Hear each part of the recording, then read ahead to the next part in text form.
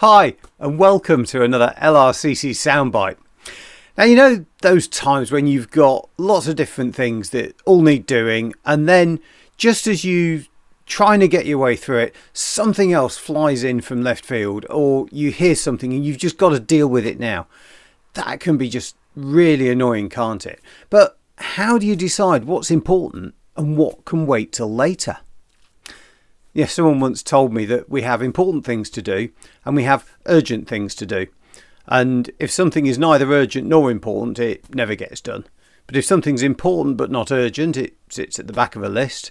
It's only the urgent things that we actually really get on with. And if it's urgent and important, well, they're the things that we have to do right now. Back when Jesus was teaching in the area around Lake Galilee in Israel, he grew in popularity. Lots of people were coming to hear what he had to say. But they were also coming because he was healing people of all sorts of illnesses and diseases. And one day, some of the religious leaders turned up with a message for him. They told him that a king, or the king in that area, a man called Herod, he was out to get Jesus. So if Jesus knew what was good for him, he'd get away now while he could. So, what does Jesus do?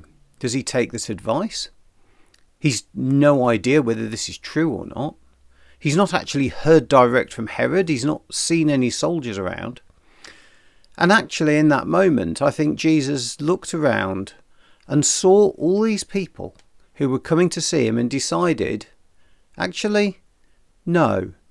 Although this comes to me and it sounds very important and it sounds very urgent, I'm not going to be distracted by it. What I'm doing here is important to all of these people. And actually there's a different sort of urgency.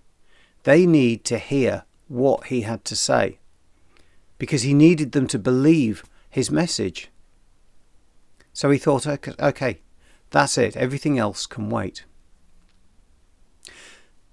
Where were Jesus' priorities being set from? Were they his own ideas or were they coming from somewhere else? The purpose behind Jesus coming was set years before he was born. He came in order to do what was necessary to make things right between humans and God. Originally, we humans, we'd been created to be friends with God, but the friendship had broken down when we decided to do the things that God asked us not to do. So Jesus only had limited time to explain all this to people and help them understand that there was going to be a new way of living. Until this time when Jesus had lived, the Jews had laws that they were supposed to follow.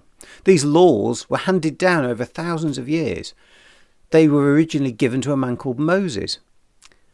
But Jesus came to say that it was going to change. It was going to be different. No longer would they have to keep this law, which was actually so big and complex that it was completely impossible. Nobody could actually keep it.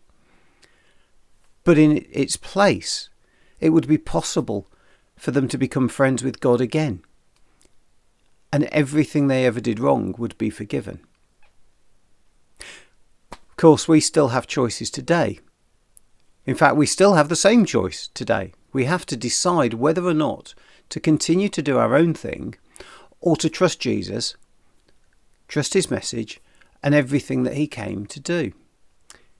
If you want to find out a bit more about that, because I'm running out of time today on this soundbite, do get in touch. My email address is there on the screen. This message that Jesus brought is still important and it's still urgent. That's why it doesn't matter how cold and wet it gets on a Sunday afternoon.